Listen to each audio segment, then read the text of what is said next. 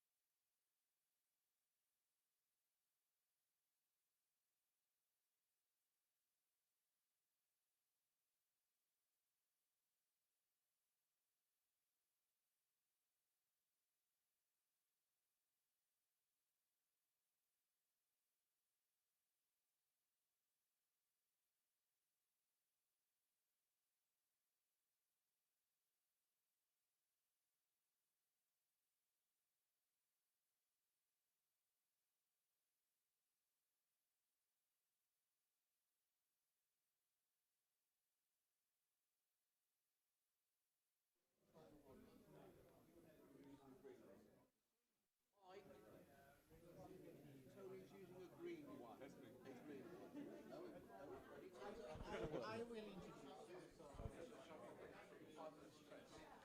Okay.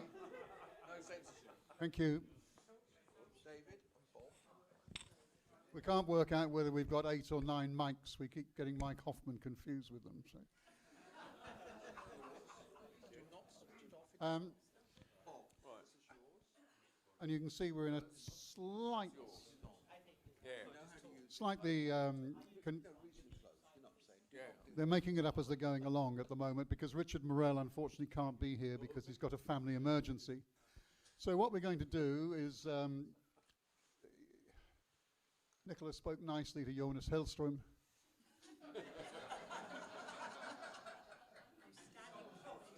And he's not a Tapling Medal winner, but he's pretty good at standing in for anything that you choose.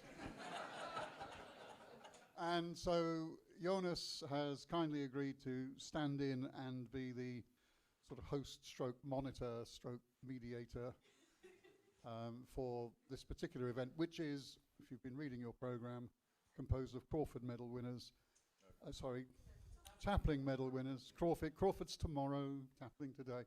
So Jonas, thank you so much for standing in, and the floor is yours, and you've got the white microphone. Thank you very much.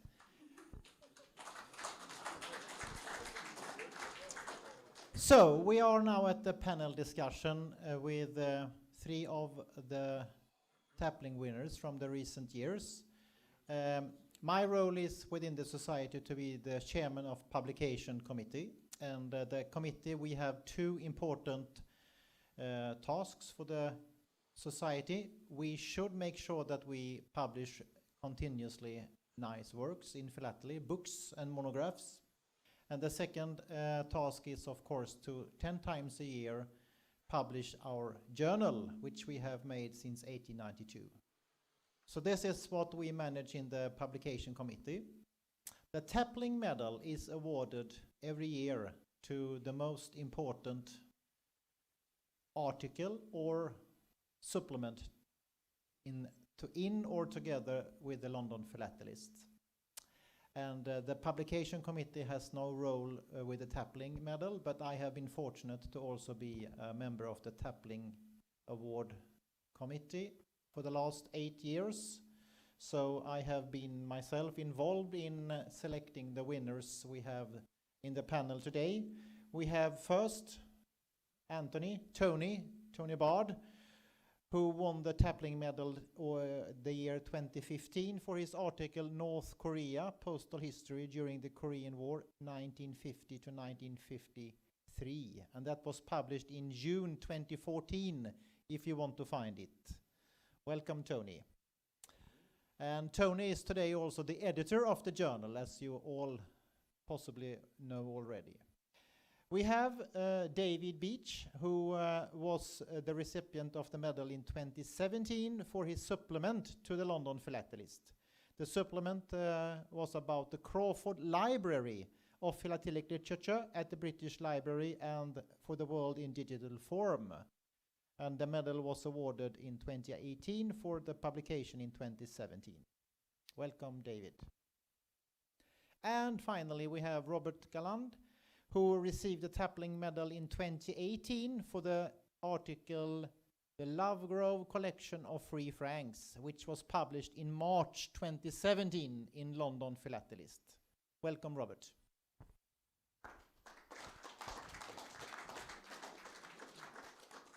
So, having heard the three articles and subjects, I thought we should start with a short introduction from each and one of you, telling a little bit more about the article you made for the journal, or the supplement you made, David. And what I would like everybody to do is, of course, to prepare some questions you might have from the day.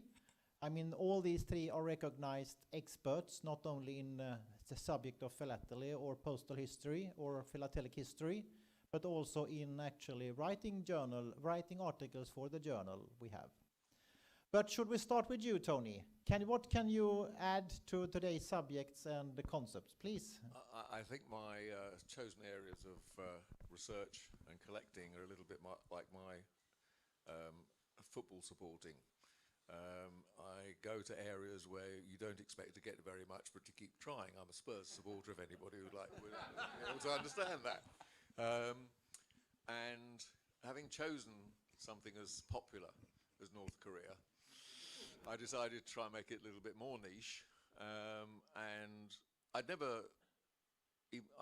history as a degree. Korean War never came up at school, never came up in American history. It was what they still call the Forgotten War. So that tempted me. The other thing that tempted me, and had always been a driver in terms of what I chose to collect, was there wasn't very much written on it.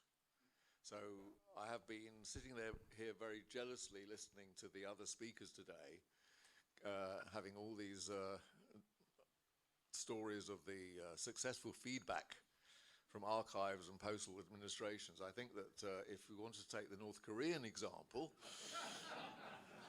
I mean, the story was that all of the government documents were destroyed in the Korean War. Now, given that the country was effectively flattened, that was an acceptable tale of events.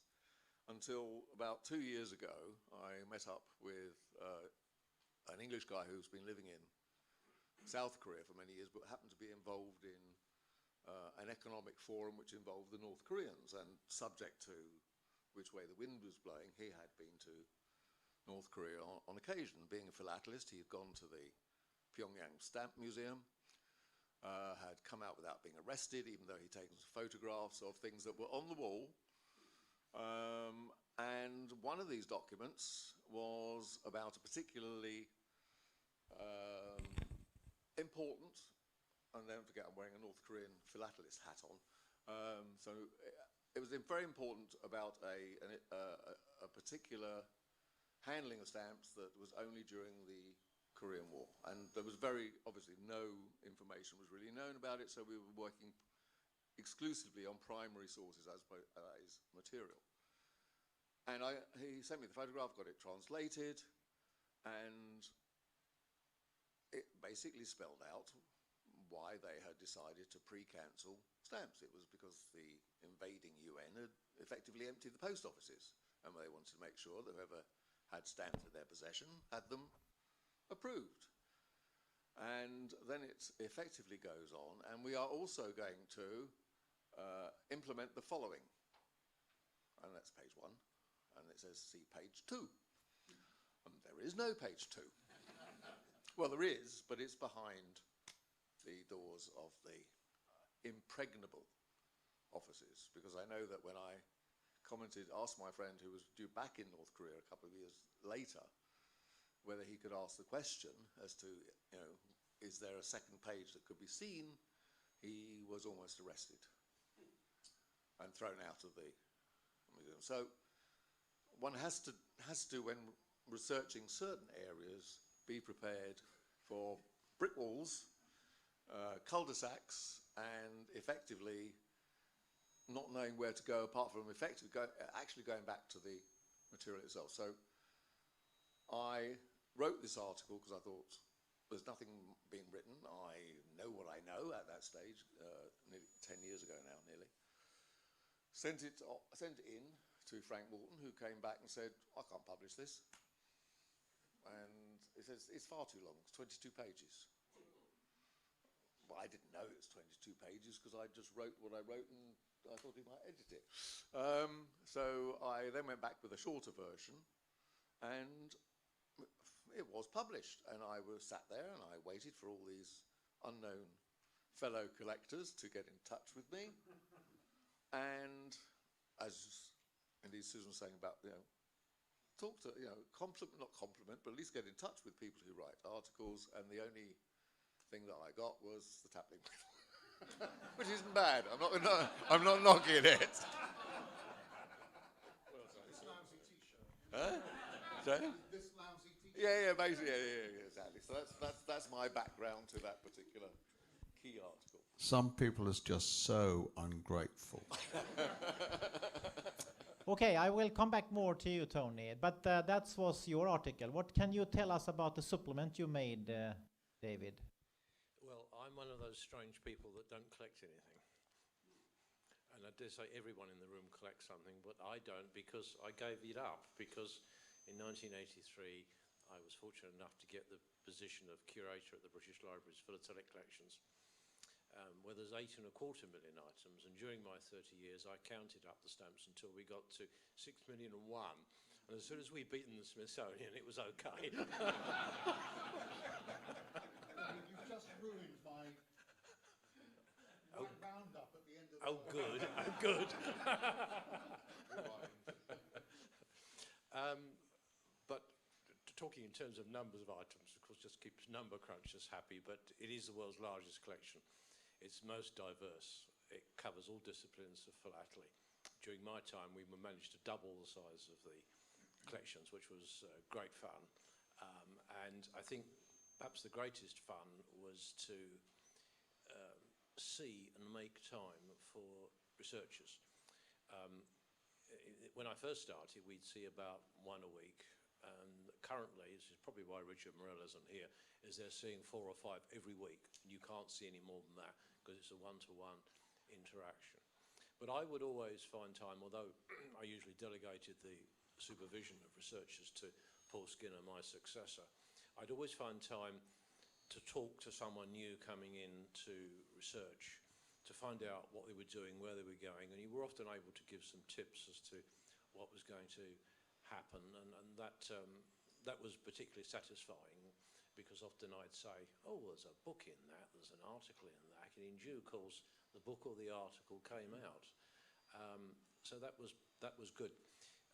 Part of the British Library's collection was the Crawford Library, formed by James Ludovic Lindsay, 1847-1913, and he bequeathed it when he died on the 31st of January 1913. And it had a slightly unfortunate history because the library was organised essentially by languages. And because the Crawford Library is across languages, no one had direct control.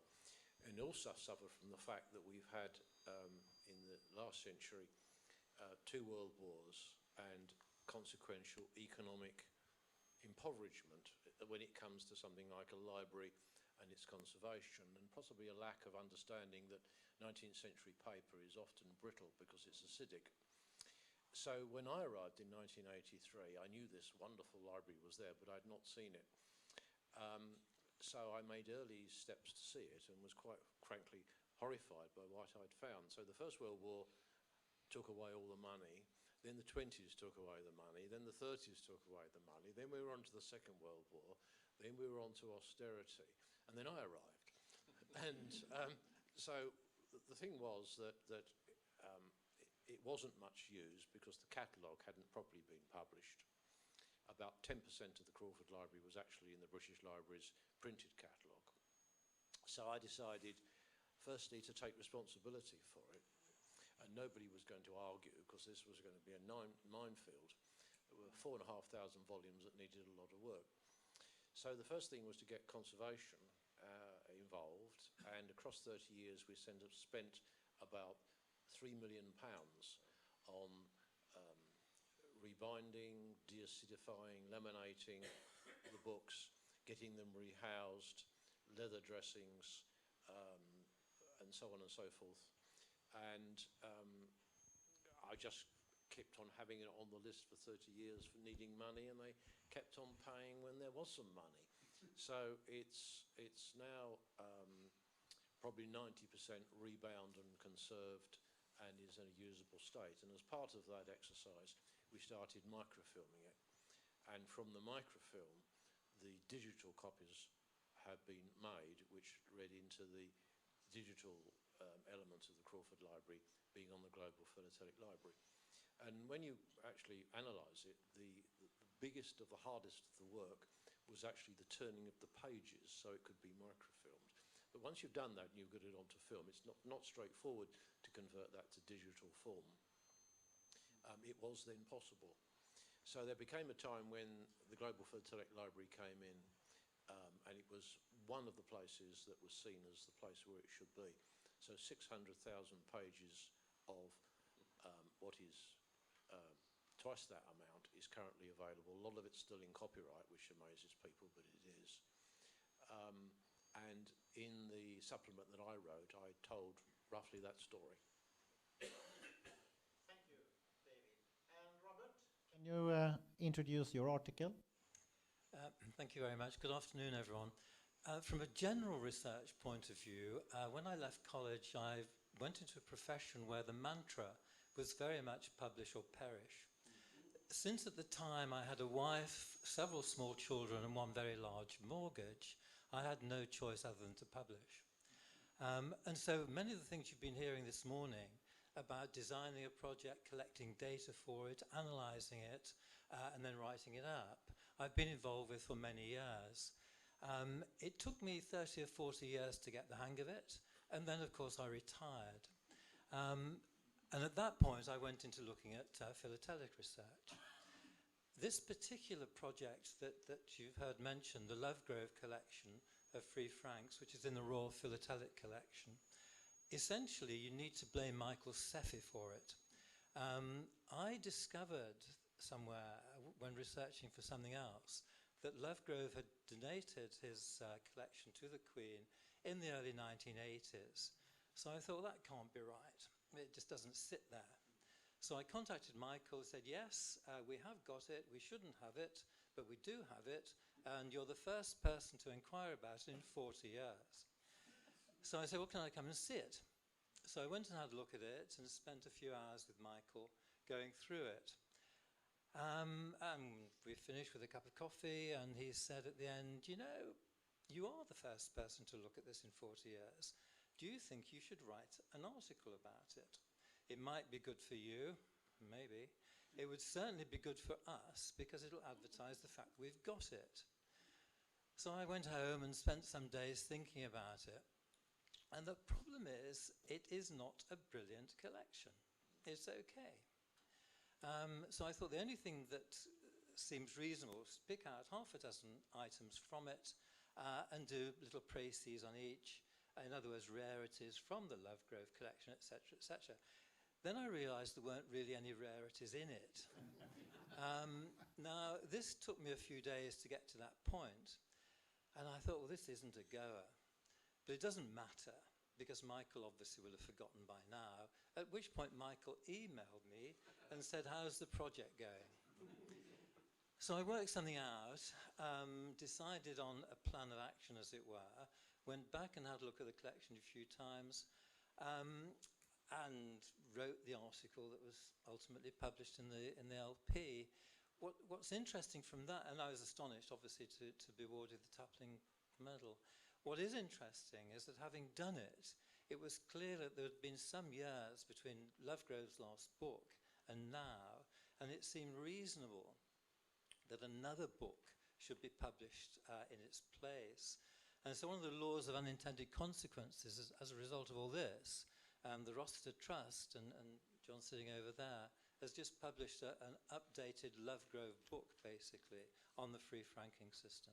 So that's the background and how all this came about. Thank you. Thank you. And then I want to tell everybody that when we get an article to the London Philatelist, the length I am now thinking about, it is the editor who decides if the article should be published in one issue of the journal, if he wants to split it into two parts, or if the length and the subject itself is suitable for a special supplement. So you should not think of that it is any difference in between publishing an article or a supplement. It is the paper itself which is assessed, and it is the editor who has the mandate from the society to decide how it should be published as a paper in its form it is submitted. So everybody understands that. I just confirm it won't be a supplement with every issue. No, I wanted to clear that. And no, I neither want anybody to feel that it is more prominent to be published as a supplement or an article is split into two or three parts. It's the same to be published by the journal. But my first question is that we have heard today about how to write a journal and how to research the subject itself. When you today read the journal, what is your personal opinion about the quality of the articles we have in the journal and the quality of us as authors to articles? Do you have any impressions you want to share with us today from reading the journal based on your experience? I think I would say that the number of submissions that I receive that don't get the nod is minimal, which is in itself encouraging. But I suppose, given that we're all interested in this wonderful subject and hobby and obsession, you would think that anyone who puts their toe in the water initially and is going to write an article has thought about it quite a lot. I always encourage people to write the whole story, because anything can be edited. And as I say, with my 2014 article, that's an example in point. There are certain authors who would like to use 5 words when you could use 1, and there are others who take the opposite view. But overall, and I think one thing that editing the LP has done for me is exposed me to so much philately and such wide variety of topics and approaches that if you're new to the whole idea of writing an article, certainly I'm always there to encourage people to do so. But don't be put off if you're the first to have a go. And as I say, I never turn around to somebody and say, yes, if you're going to submit an article, it's got to be 3,500 words maximum, and et cetera, et cetera, et cetera. In reality, the number of exceptionally long articles that I've actually received is fairly small.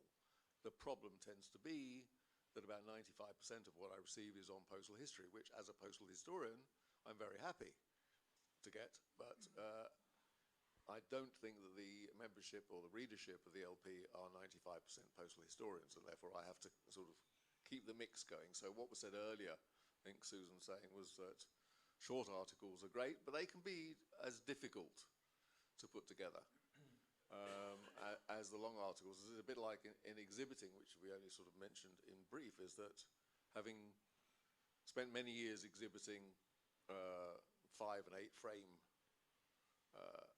exhibits, I then, once I started my mad interest in North Korea, decided that if I could get past 1 frame, that would be a lot. But the difference, and I know it sounds silly, but the difference between 5 frames where you can be expansive and a single frame where, firstly, it's got to be a story that fits into that 1 frame, 1 page. It has to be, that's where there is more pressure potentially to get all the information in and to make it interesting. I mean, that's the other point. Is yes, people can write very dour, difficult to read articles, which I sometimes would encourage rewrites in certain areas.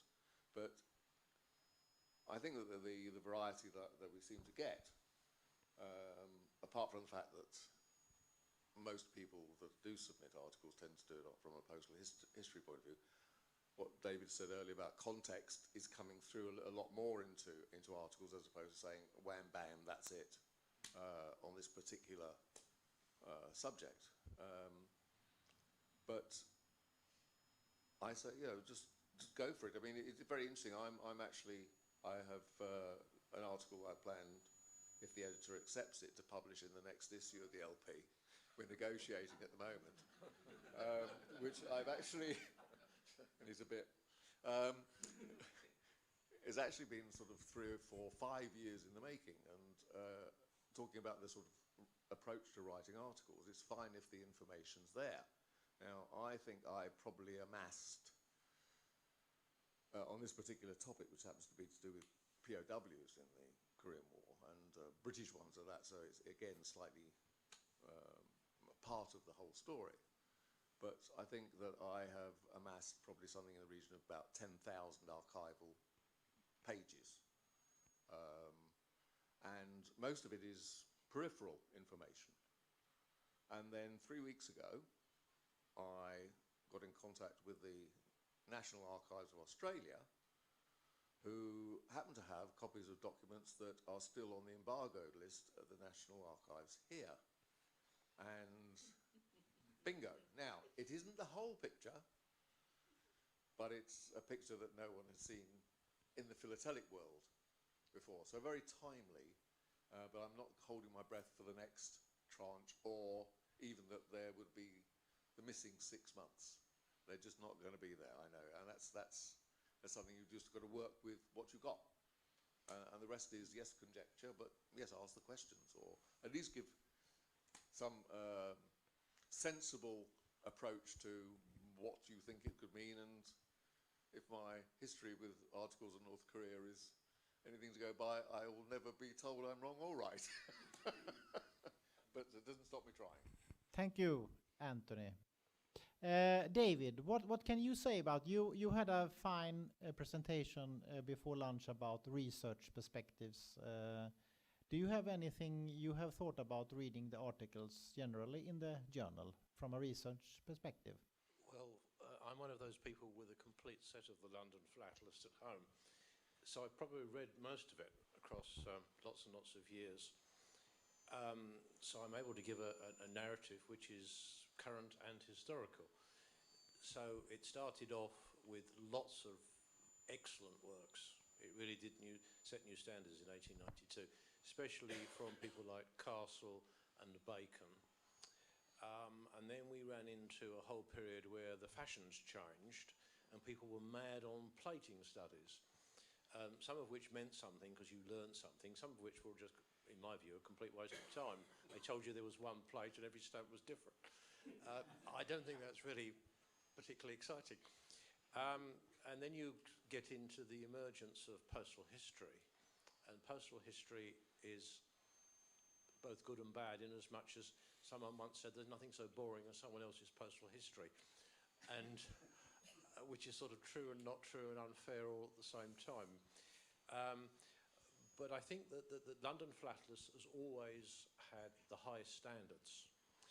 And as soon as a society were to ever to lose that, then the society will die. I think the standard of scholarship in recent years has been particularly good. I think this has got a lot to do with more people having had university education. I think that's a result of a number of organisations, things like the now defunct Philatelic Writers Society in this country, that was talking about these very sorts of subjects of how to research, where to find things. And the whole opening up of archives and broadening out of the subject has meant that we'll have, to write something credible, been forced into thinking wider. And if you are forced into thinking wider, you think deeper in many ways. And I think that's certainly an excellent thing. I do a certain amount of, I'm not quite sure whether you call it peer reviewing, but all the rotten articles I get to see first. You agree, do you? Yeah. Thank you. I've got two at the moment, which I promised to let you. Oh dear.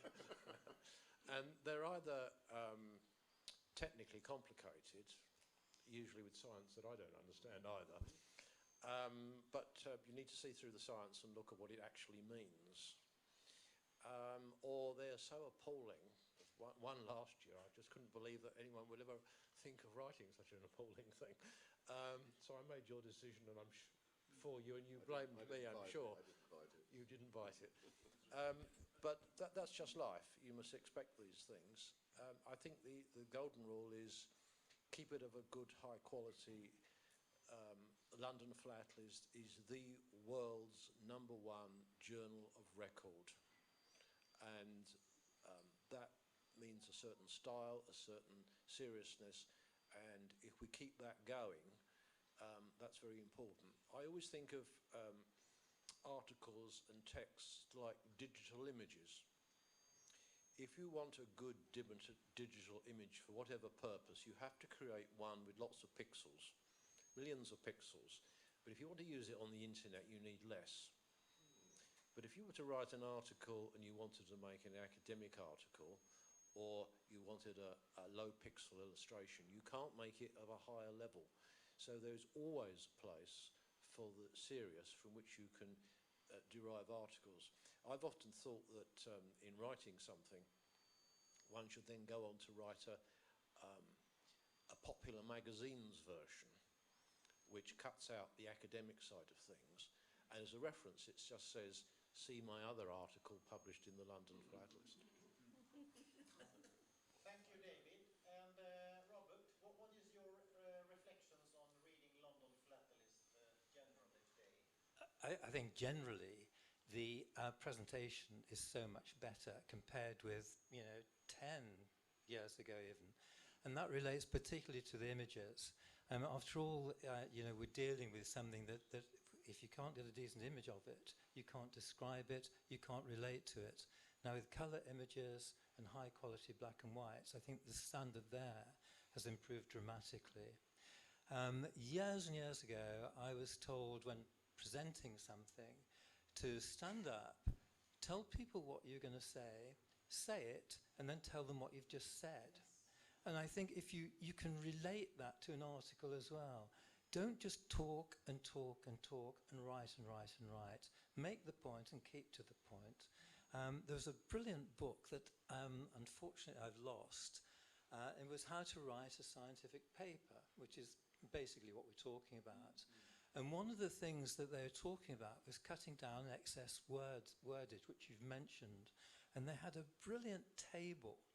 And on the one side of the table, it says, do not use these expressions. On the other side, the heading was, this is what to use. And the only one I can remember was at the time, all you saw on the television were trade union leaders. And they all said, at this moment in time. And that was creeping into publication. So sure enough, the left-hand column, at this moment of time, do not use it. The alternative is now.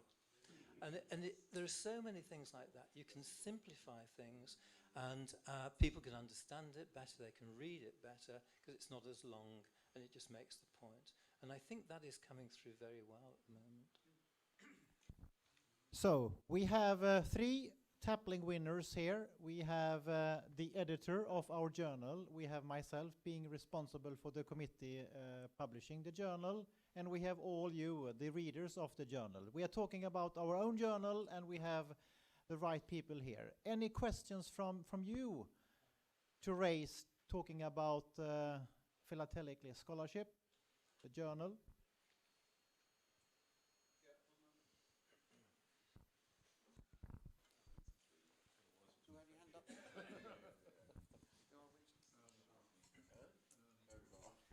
David, you said that last year you had to turn down an article that you're peer reviewing. If you're giving positive input to the person who wrote that article, what would you say to them to improve the quality of their work? Well, my comments were recommendations to the editor, which I hope he didn't pass on. I edited them.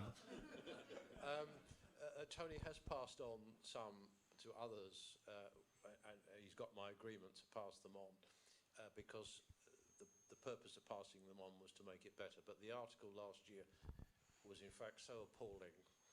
I don't know why you sent it to me. It was just so. It was on a subject which is now.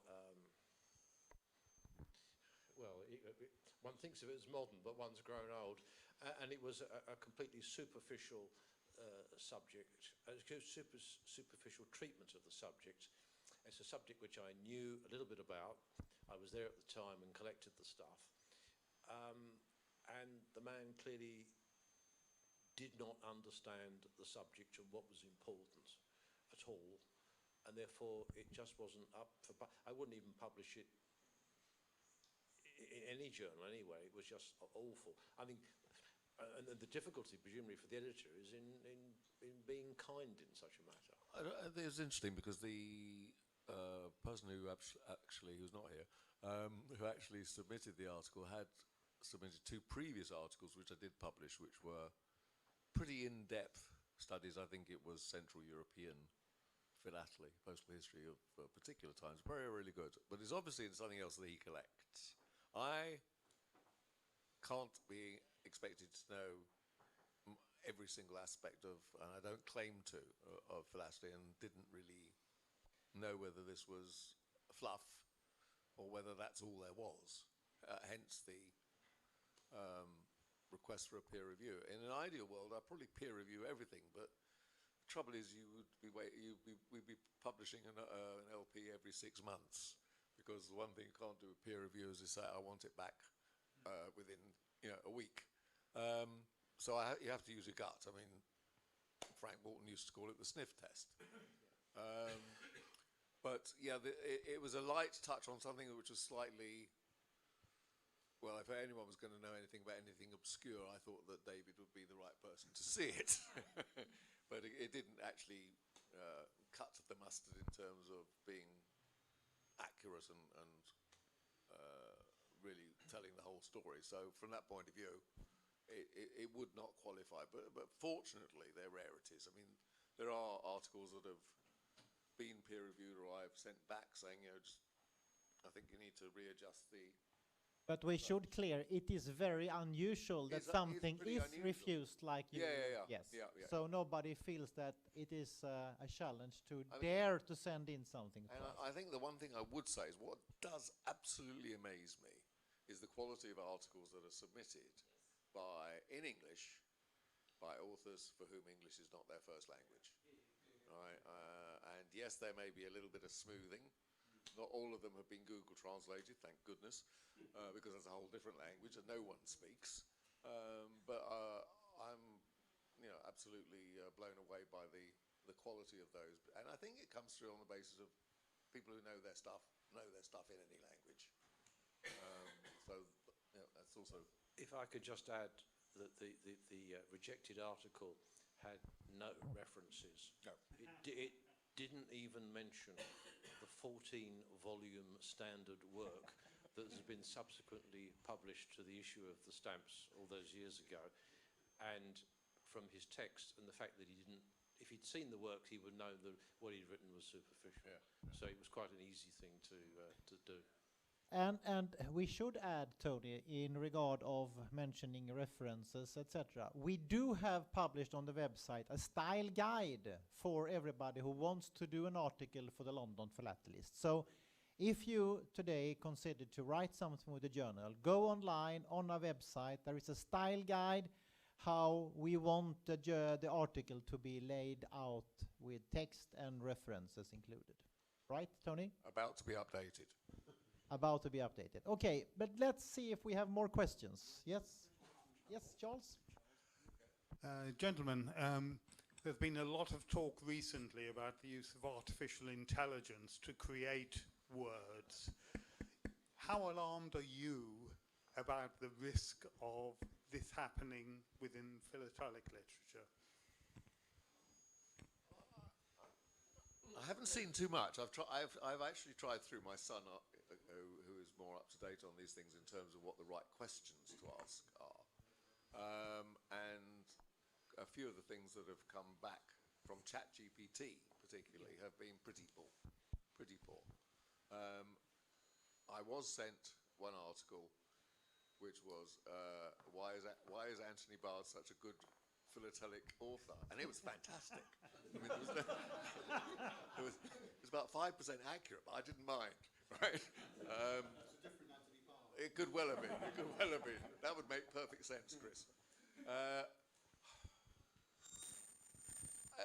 It could be challenging, but I think unless it's sort of fairly broad, it wouldn't be if it's going to be fairly broad-based, it's unlikely to be something for the LP, let's say. I'm not saying that other publications might just eat it up as they do, necessarily, to fill up the pages.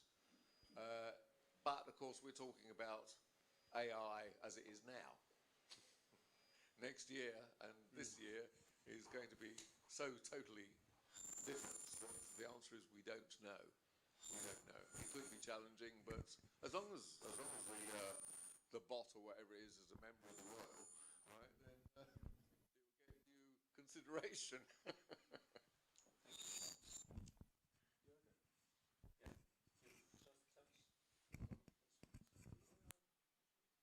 You just touched the topic of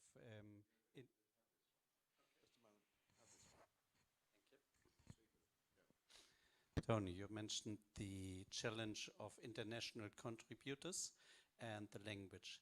Do you, as an editor, have time and resources to smooth out an article, hand it in if the author says, please do some editing, or should authors internationally seek advice elsewhere for proper English? I think it varies quite a lot. I think that I know about articles which have been translated for the author. So I'm actually dealing, if you like, seconds to another person.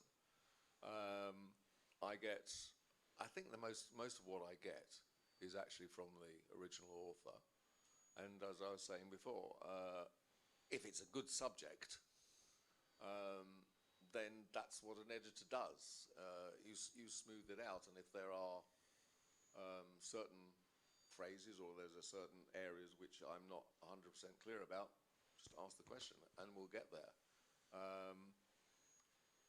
So where I have problems is where it's incredibly detailed. I mean, at the moment I'm trying to work on an article which is on Swiss philately. And I did collect cantonales at one stage until I realised that my collection wasn't actually going to make a difference to the world of philately because my pockets weren't that deep. And I know the amount of research that has gone into that field and the depth over the years.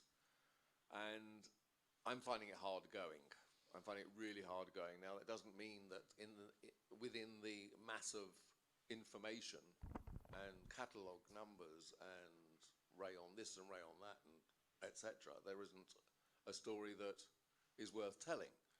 But a lot depends on the time and the effort that I have to apply to these. So it can cause a delay in publication. I mean, the other thing that causes a delay in publication is if I've got a mass of things on the same topic. And I could probably do 2 consecutive issues on maritime and transatlantic mail. Not a problem at all.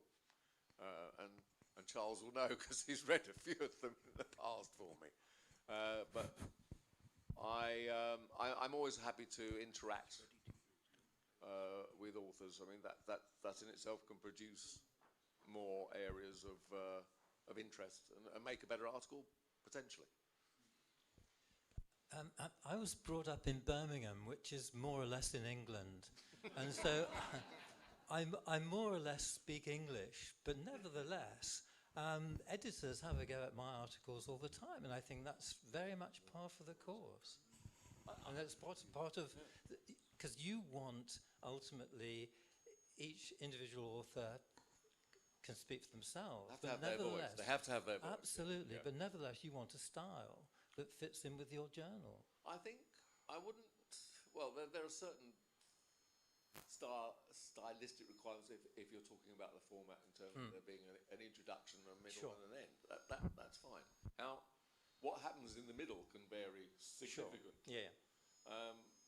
And I do rewrite things, but they tend to be short pieces, short phrases.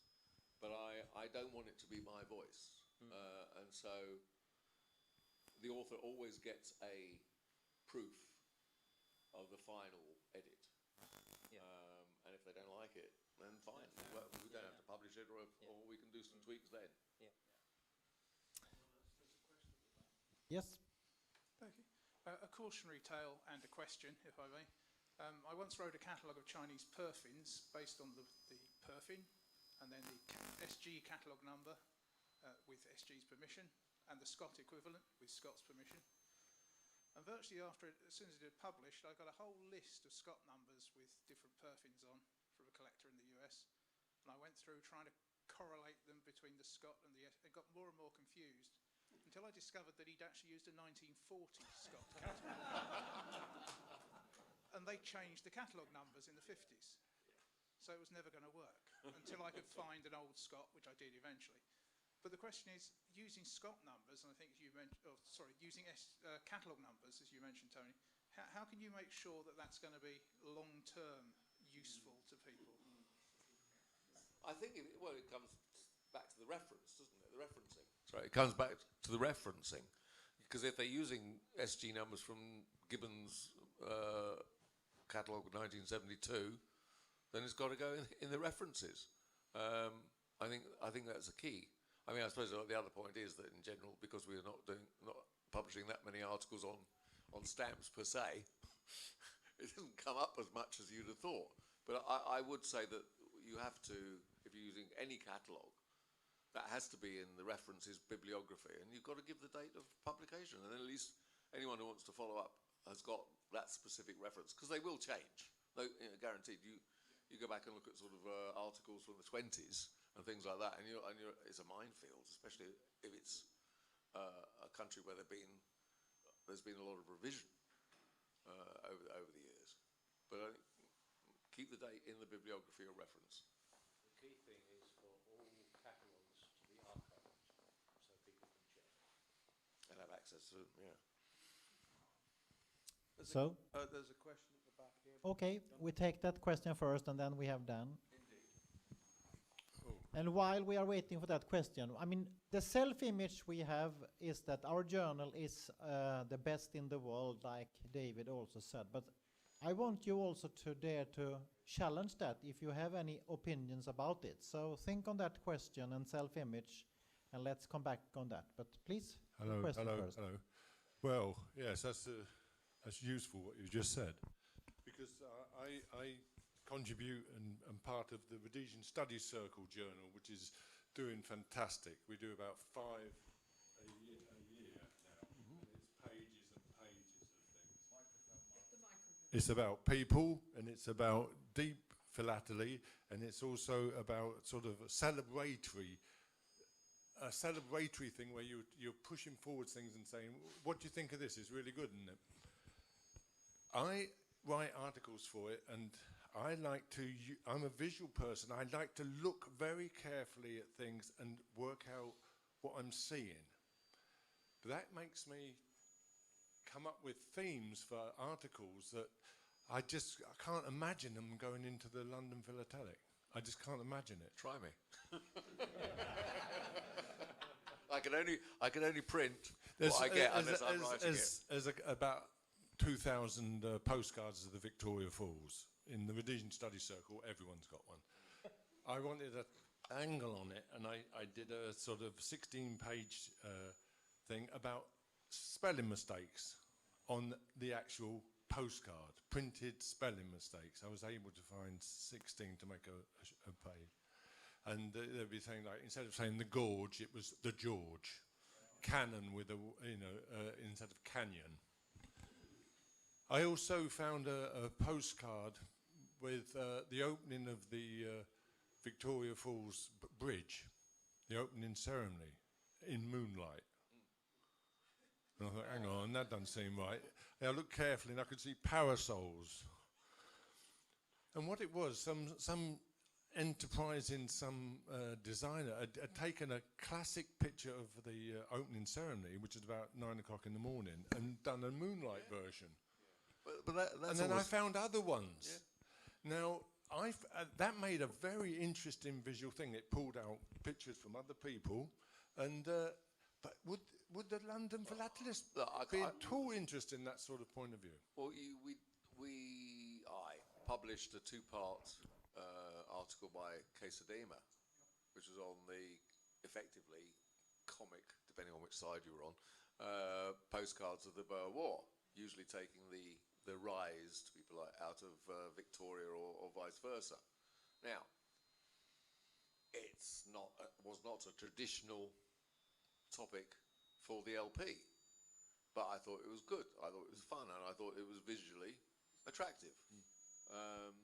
And I presume it was. I didn't hear anything to the contrary, so I tend not to either way.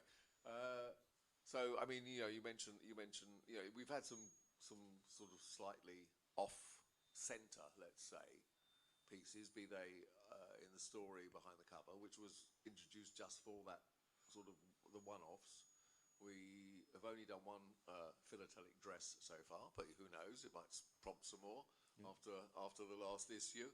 And the tricks of the trade, right? Because postcard collecting is in itself still a popular study. It tends to come into postal history. It can come into all sorts of angles of philately, and day for night, or in the case of that postcard, night for day. It's a story in itself. The other bit about as an editor, I'm not sure whether I could stand to proofread, or Charles to proofread something that was all about spelling mistakes, because we probably correct them all. Yeah. That's right. It's just the one sort of area that I feel is not discussed much in the London Journal is the design of stamps. And I think the look, and when you compare stamps, the fact there's so many different pictures means you've got to somehow eventually take on design. I agree, but I would mention, firstly, I thought it was a very good article. It's not within my area of collecting expertise or whatever, which was last year written by Arman Odzink about Martin Mook, who did the wax relief engraving that was given away of Queen Elizabeth. Richard Morel has done a couple of articles on recent issues of various Commonwealth countries, which have gone into that specifically. Now, we haven't gotten to the. I also edit the Korean Philately and things like that, and we have a couple of members who are completely into what, I don't know if it's still called it, but what's called the semiotics, the meaning of signs, and so they can write reams on the actual basis of designs and what these designs are supposed to actually communicate. Yes. We did. In fact, there was one article a couple of years ago which was on Korean the difference between North and South Korea in the LP, and the way those stamps trying to communicate that that the North and the South were representative individually of the whole country. So we have done it, and if I got articles on that topic, which is broader than, even if it's on, say, Rhodesian material, and I know that Rhodesian collectors are very keen, right? But it would attract not only, hopefully, the Rhodesian and African collectors, but others because of the broadness of the topic. So bring it on. Thank you. Dan? Well, I suppose we've sort of backed into my question, which is, you talked a little bit about balance and having to appeal to different audiences. And so what sorts of manuscript submissions are you not receiving that you would like to receive? I think we've heard pretty strongly that some more traditional philately type stamp stuff, because it's, as you said, about 95% postal history. But what else are you not receiving that you'd like to receive? American. And what would you like? What would everyone else on the panel like to read that they're not reading? I suppose fairly. I mean, in terms of the active collecting, writing community that I receive contributions for, number one's got to be Africa, right? North, south, east, and west. Number two's got anything to do with shipping and the movement of mail, usually across water. AMLs is starting to bubble up a little bit. In terms of other countries, I mean, hardly anything from South America. One article, I think, from Spain and one from Portugal. And I accept that there are plenty of very, very highly rated magazines in all of those countries who are probably the first port of call, especially for local nationals to write to. And I accept all that. I would like a bit. America is very, again, another problem. There's a lot of competition for the good stuff. And I think I've got one in my pile at the moment. And I think I published one in the last 18 months. Quite modern, nothing classic. Revenues is another area. Trying to think. Postal stationery, couple on the boil.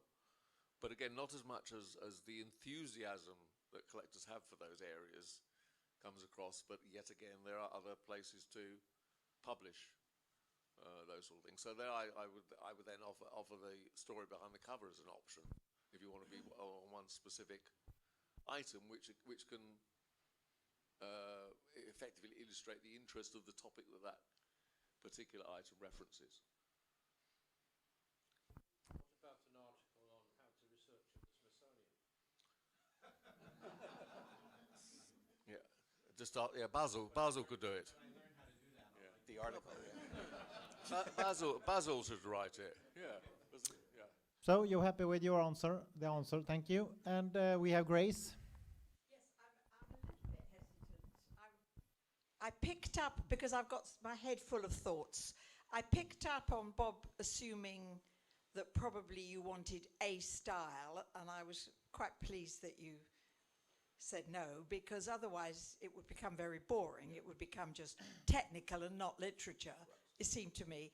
Then I thought I needed to respond to Jonas' comment about, yes, it's the best in the world, but who else do we want to contribute? I wasn't sure, I can't remember exactly what your question was, but you threw out a challenge. Because then I thought, well, where would I, and probably other people like me who are not postal historians, are not traditional collectors, who, for me, my subject, I'm a collector more than a researcher, and my subject and collecting in relation to my subject is actually what I do. And then, of course, it's sort of following on from you. What sort of articles do you want? Because then I'm thinking, well, I'm a fellow of the Royal. People like what I do, I think. And so So where would I fit into this? I know you published a story behind the cover, but it would never occur to me that I could send in a full article, because how many people would be interested? And I wouldn't have a long reference list. I wouldn't have a reference list. I think that we can have a wish list as an editor, okay, but not every contribution is going to fit that bill. And one of the areas that I forgot to mention was thematics, topicals, right? I did, when I took over the supposedly full pipeline of articles for publication, have 2 or 3 thematic articles, but they were like travelogues.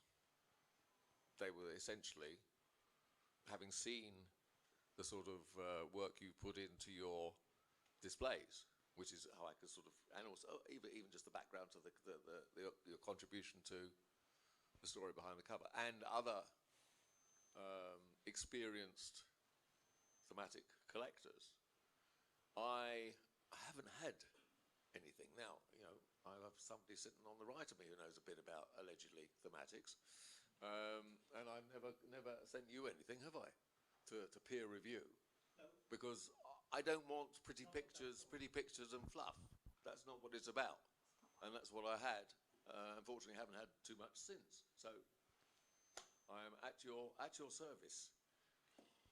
I don't do fluffy pictures. No. Thank you. I know. Not unless we're doing puppies. An article on puppies. It's very interesting because the only editorial that has prompted more than 3 responses was when I mentioned my dog. So we could do fluffy. Fluffy works. So you're happy with the feedback? Yes, I mean. Grace, I'd be delighted. I have Claudio here first. Yeah. For what? No. Oh, sorry. Tomorrow. I misunderstood your gesture.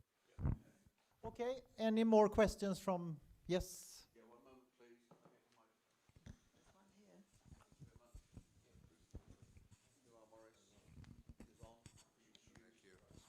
Yes, it's not a question, it's a suggestion.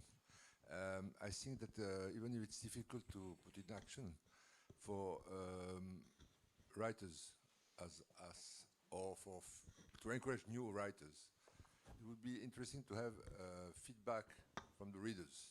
I don't know how to encourage it, but because when you write something on a subject that is your topic, of course, some individuals that knows you send you an email. Oh, fantastic your article, or critics. But what would be interesting is to think about how to encourage feedback from the readers. It's a way to make them being active and not passive. And for us writers, it's always interesting to have a feedback. I know that it's difficult, but it's just a suggestion. No, I think it's a fairly lonely profession being writing articles, because, as you precisely said, it's your immediate circle, who you probably sent copies to anyway, or unless they happen to be subscribers or members of a particular society, are the ones who are going to say, "Oh, read it, it's great," or "It's all right," or whatever, and then nothing.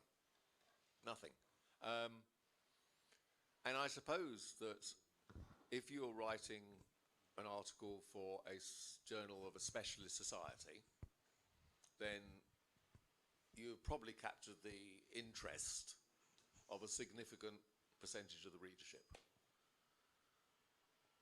Being able to do that with such a broad-based membership, either geographically and with what people collect, is difficult, because whatever subject you're probably going to be writing on, you're going to have maybe 5%, maybe 10%, if you're lucky, who actually identify and get what you're on about. And if you're probing somewhere, pushing back on something, then you might get some responses, but I may never see it. My postbag generally tends to be from Mark Bailey, who's so desperate to win Typo of the Month.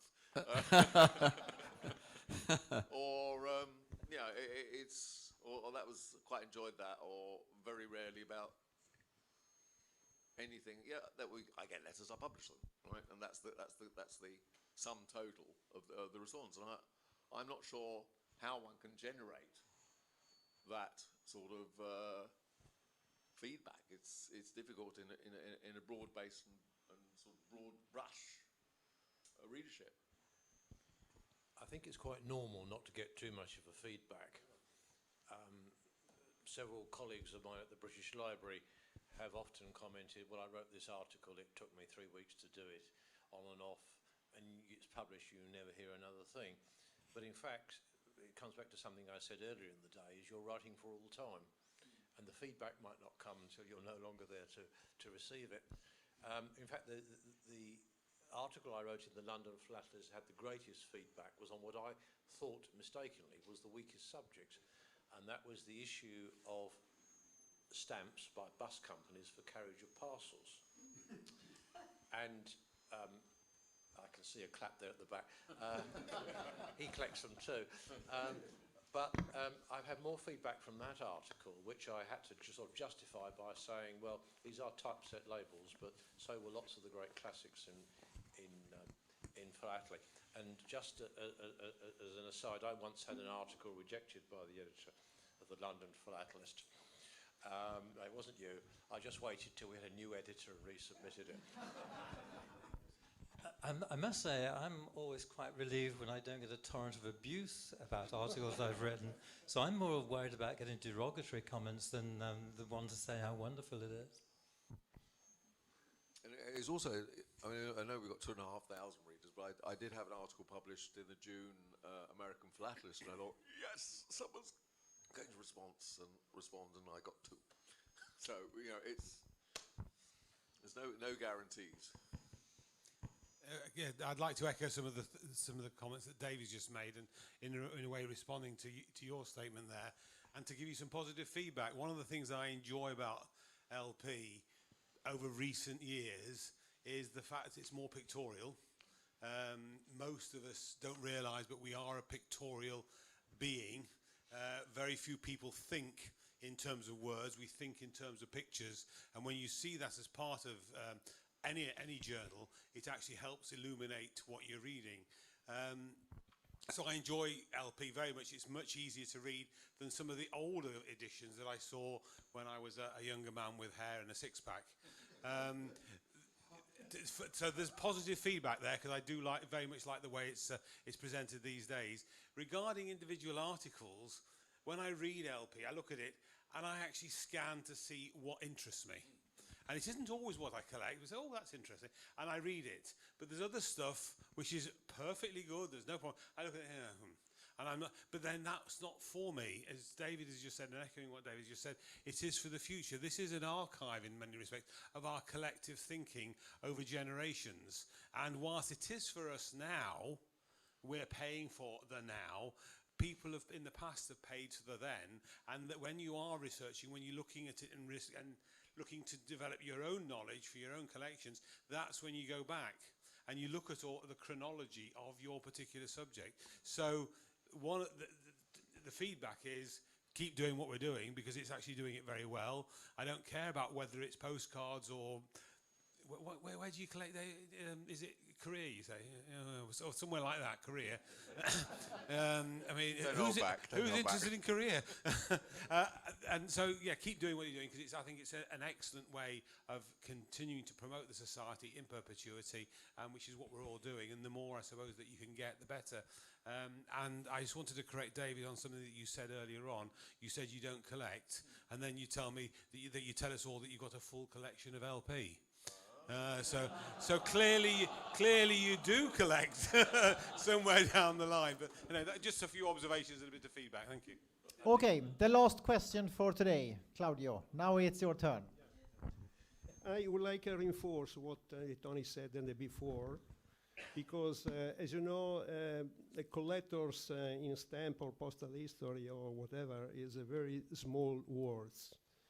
And the specific articles are just for a little part, as you mentioned that before, just 5 or 10% of the people are interested. That is the reason I will tell you tomorrow why I decided to launch Postal magazine, trying to make a new way, to present postal history and stamps.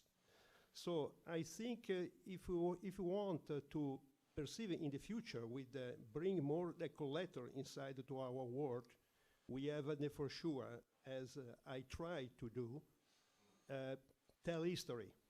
And the history have some witness in stamps and in postal document that can support the history. We have to attract the people, not just in all our small worlds, but outside. My dream, I said this morning to David, my dream is to see one collectors in the evening in front to the TV on the sofa. There's a reading post-torn, and the wife is looking, oh, interesting. Could you give me your magazine? That's really my dream. And I think that we have to try to do differently. Philatelic literature and journal. I would agree 100%. I mean, I suppose the difference is that you have an unlimited potential readership. We are focused on the society members. It is a different marketplace. Plus, but what do you say about the dream of the wife looking over the, or the vice versa? Because there are lots of women collectors as well, right? Is in the 49 years that I've been married, I think there's been one occasion, right, that my wife has actually said, "Oh, that's interesting," right, which was again happens to be about POWs out there. They did every single letter that the American POW sent home was read. It was never censored, but it was read. And you get these things, and they're very, very boring commentary sheets because the prisoners couldn't really write anything because the letters wouldn't go otherwise, anything contentious. But there was one comment sheet which said, we've got these two letters from POW blah. One is addressed to his wife, the other is addressed to a Miss Wong in Hong Kong. Now the Chinese have obviously read the letters, taken them out of the envelopes, but they appear to have put them back in the wrong envelope. And the examiner said, I think it might be appropriate, with permission, if we can put the letters back in the right envelopes. which of course they got. And then of course the next thing I did was I looked up in the newspaper archives for all the pictures of this guy after his repatriation, you know, embracing his wife and everything else, and it sort of casts a different aspect on the whole event. But that was it. That was the high point.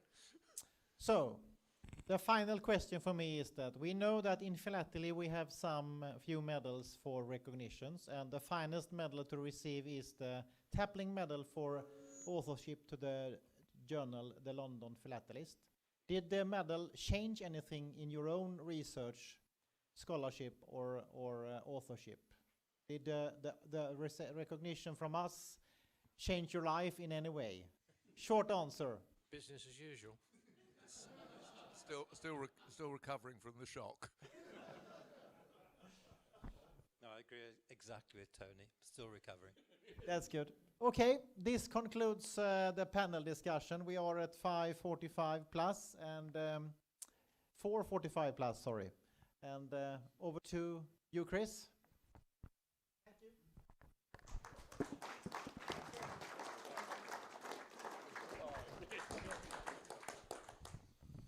Thanks very much indeed, Jonas, Tony, David, Bob. That was very well done and very interesting, I thought. It's been a funny day, really, isn't it? You wouldn't really expect to find North Korea, United States 19th century printing presses, Anguilla and Trinidad, and bus tickets from parcels carried in the United Kingdom together in the same event on the same day, which just demonstrates quite how eclectic the world of philately is, and how it's just as well that we all collect something different, otherwise we'd be killing each other. So I just want to say a couple of things. The first is that we're meeting here tomorrow morning, 10:15 for 10:30. 4th floor, there should be coffee. And I better tell you, I think I'm on first. So if you want to come a bit later, that's fine.